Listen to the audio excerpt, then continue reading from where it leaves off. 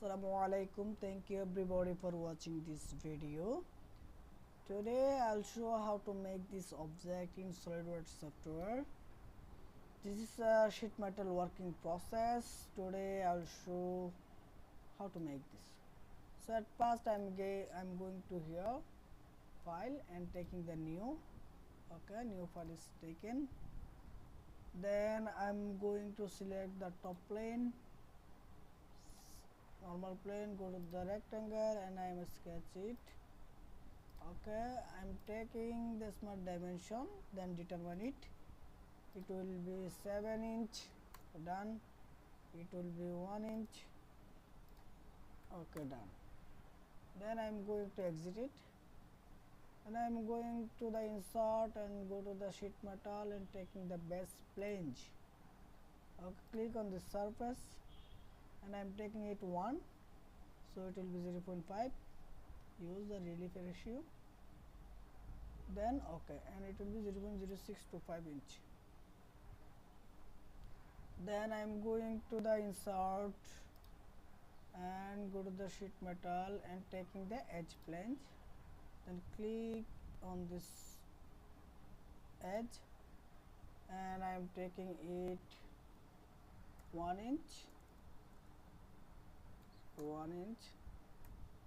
okay, enter again.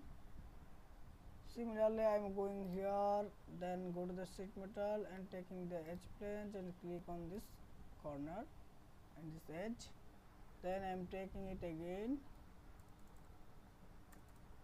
1 inch, we're done. Then I'm going here again, insert and go to the sheet metal and taking the edge flange and click on this corner, I mean edge, then I'm taking it 0.25, okay, done. Okay, then again I'm taking it, I'm going here, insert and go to the sheet metal, taking the edge plane, click on this edge, okay, then I'm taking it also 0.25,